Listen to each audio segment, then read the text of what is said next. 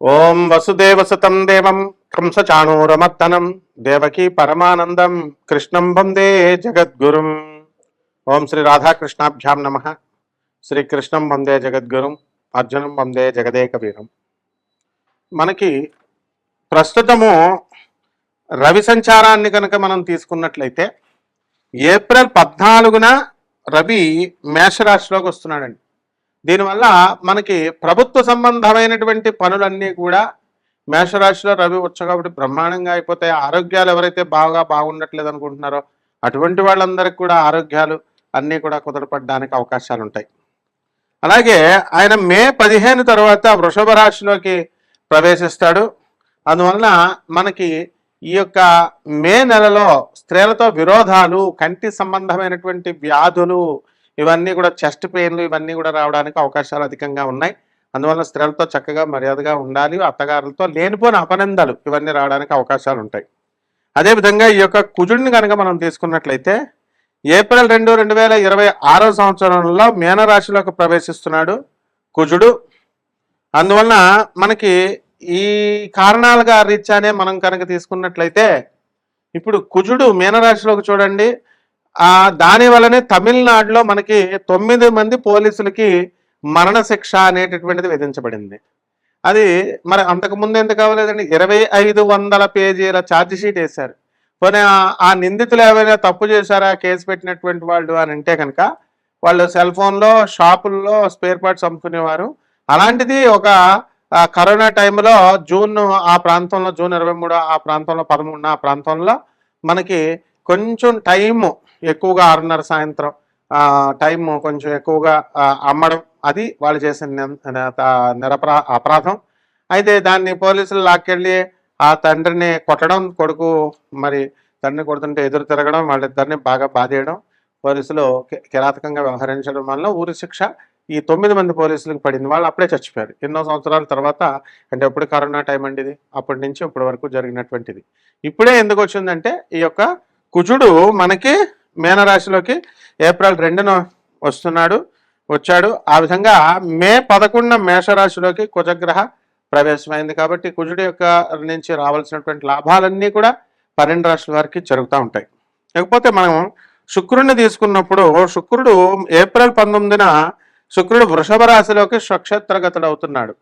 కాబట్టి భార్యల వలన సహాయము, స్త్రీల వలన సహాయం ఇలాంటివన్నీ కూడా జరుగుతాయి. ఇల్లు లేనటువంటి వాళ్ళలో కొంతమంది ఈ యొక్క ద్వాదశ రాశుల్లో ఉన్నటువంటి వాళ్ళు కొనడానికి అవకాశాలు ఉన్నాయి. అలాగే మే 14న మిథున రాశి ప్రవేశం శుక్రుడు చేస్తాడు.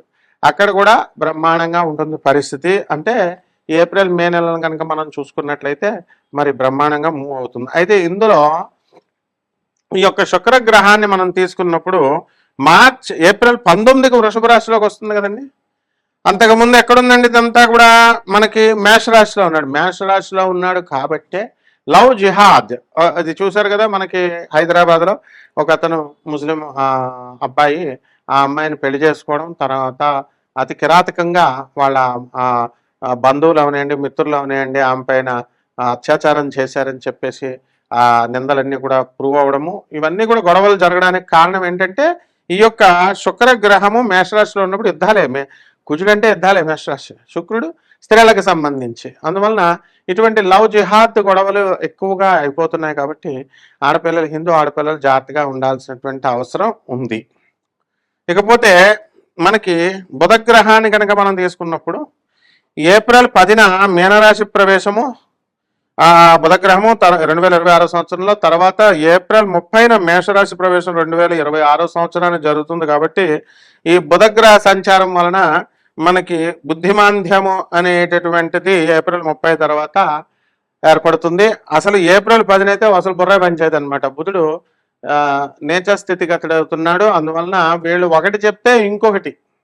ఇప్పుడు ఈ నెలంతా కూడా ఏప్రిల్ 10 నుంచి మీరు జాగ్రత్తగా గమనిస్తే కనుక ఈ యొక్క బుధుడు మీనరాశి ప్రవేశం వలన లేనటువంటి, మీరు అననటువంటి మాటలకి నిందలు రావడం, లేదా ఏదో మంచి ఉద్దేశంతో అన్నది వక్రించి వేరే వాళ్ళు ఇంకోలాగా చెప్పడం, ఇలాంటి అనేక రకాలైనటువంటి నిందలు మీ పైన రావడానికి అవకాశాలు ఉంటాయి. అందరికీ 12 రాశుల వారి మీద కూడా. అందువలన ఇదేమిటంటే ఇది గ్రహస్థితి, బుధగ్రహ స్థితి యొక్క ప్రభావం. లేకపోతే శని సంచారం సంవత్సరం అంతా కూడా మనకి మీనరాశిలో ఉంటుంది.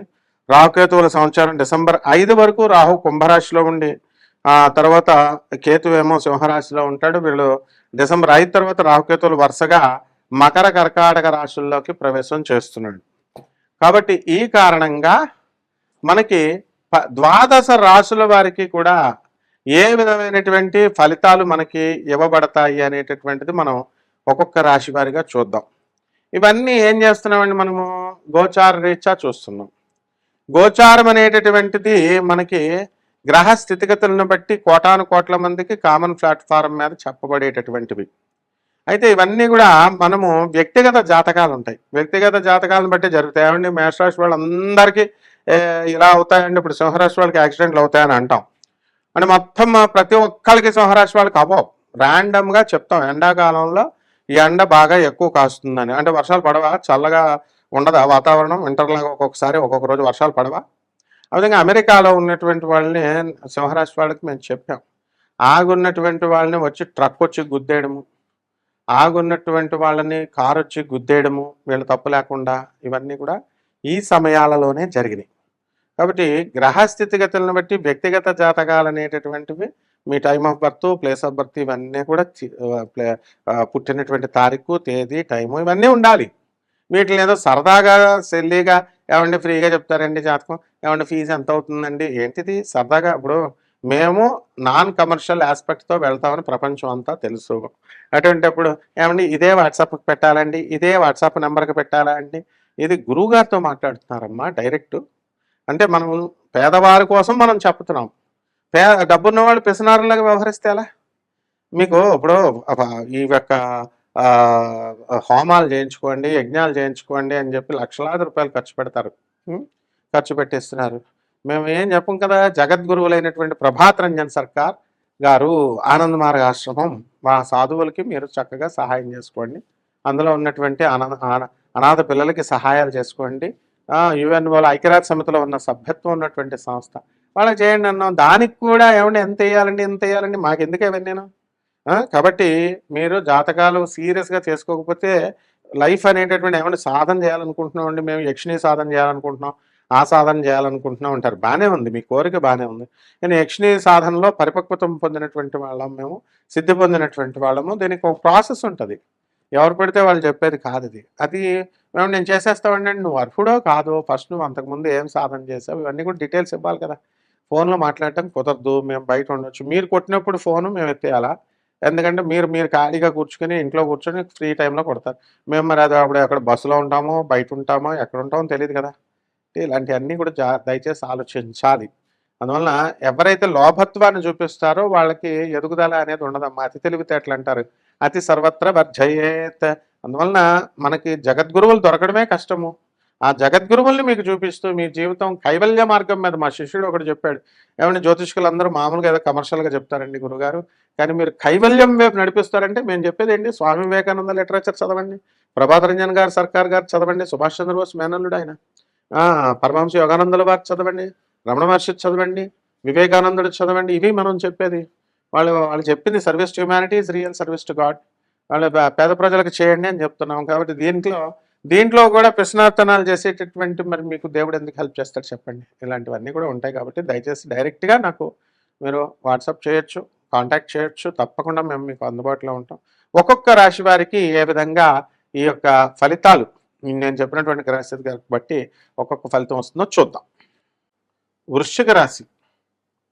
ఈ వృశ్చిక రాశి వారికి అందరికీ కూడా మనకి అర్ధాష్టమ రాహు, మరి పంచమంలో ఉన్నటువంటి శని వక్రించి, బుధ కుజ గ్రహాల ప్రభావం వలన అనేకమైనటువంటి ఉదంతాలు జరుగుతూ ఉంటాయి. అయితే రాజ్యస్థితిగతుడైనటువంటి కేతుగ్రహ ప్రభావం వలన మనకి అనేకమైనటువంటి మార్పులు వస్తాయి ఉద్యోగాల్లో. పాత ఉద్యోగాలు మారిపోయి కొత్త ఉద్యోగాల్లోకి వెళ్ళాల్సినటువంటి అవసరాలు ఏర్పడతాయి. లే ఆఫ్ల వల్ల మనం ఉద్యోగాలు కోల్పోవడం కానీ, లేదా మనమే మానేసి కొత్త ఉద్యోగాల ప్రయత్నాలు మనం చేయడం కానీ చేస్తాం.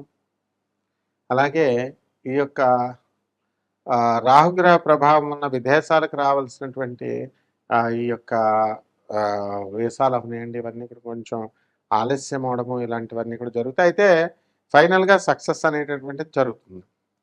అయితే ఈ యొక్క డిసెంబర్ 5, 2026 సంవత్సరం తర్వాత పరిస్థితులు అనేటటువంటి ఇంకా మెరుగుపడడానికి అవకాశాలు అధికంగా కనబడుతున్నాయి. కాబట్టి వృత్తి వ్యాపారాల్లో మార్పు అనేటటువంటిది సూచిస్తుంది. కాబట్టి ఈ రాశి వారికి అందరికీ కూడా, వృశ్చిక రాశి వారి రైతులను మనం తీసుకున్నప్పుడు కొత్త కొత్త పద్ధతుల ద్వారా వ్యవసాయం చేయాల్సినటువంటి అవసరం ఏర్పడుతుంది. ఎప్పుడూ వేసేటటువంటి ట్రెడిషనల్ క్రాప్స్ కాకుండా మనము కొత్తగా కమర్షియల్ క్రాప్స్‌ని వేసుకోవాల్సినటువంటి పరిస్థితి మనకొస్తుంది. అది వేసుకుంటే లాభాలు కూడా. ఇక ఈ పంచమంలో ఉన్నటువంటి శనిగ్రహ ప్రభావం వలన మనకి పిల్లలంతా కూడా మొండిగా తయారవ్వడము, మొండిగా వ్యవహరించడము ఇలాంటివన్నీ కూడా జరుగుతూ ఉంటాయి. కాబట్టి ఈ రాశి వారికి అందరికీ కూడా మనకి అష్టమములో ఉన్నటువంటి గురుగ్రహ ప్రభావం వలన అధికమైనటువంటి ఖర్చులు అవుతూ ఉంటాయి. అయితే ఇంట్లోకి పనికొచ్చేటటువంటి ఖర్చులు కాకుండా మరి కొన్ని అనవసరమైనటువంటి ఖర్చులు, వ్యసనాలకు సంబంధించినటువంటి ఖర్చులు ఇవన్నీ కూడా ఖర్చు పెట్టడం అనేటటువంటిది కేవలము ఈ రాశివారి మహిళలందరూ కూడా చాలా బాధపడతారు. అందువల్ల తమ భర్తలందరూ కూడా మరి ఈ రకంగా వీళ్ళంతా తాగేసి అనవసరమైనటువంటి ఖర్చులు పెడుతున్నారు అనేటటువంటి ఉద్దేశంతో. అందువలన పరిహారాలు ఏమిటంటే రాహు జపం చేసుకోండి, అలాగే బుధ జపం చేసుకోండి, బుధ స్తోత్రాలు చదవండి. బుధుడికి కిలోంపావు పెసల్ని ఆకుపచ్చ రంగు ఉన్నటువంటి వస్త్రాలనిచ్చి పేద బ్రాహ్మణులకి మనము బుధవారం నాడు ఉదయం 7 గంటలకు దానం చేసుకోవాలా. అదేవిధంగా దానము అనేటటువంటి విషయంలో మనం ఎలా ఉన్నప్పటికీ కూడా పూజ విషయంలో ప్రత్యంగిర అమ్మవారి యొక్క మంత్ర జపాన్ని ఇది చేయలేకపోయినట్లయితే అది చేసుకోవడం, హోమాన్ని చేసుకోవడం ద్వారా బ్రహ్మాండంగా ఉంటుంది. శుభమస్తు.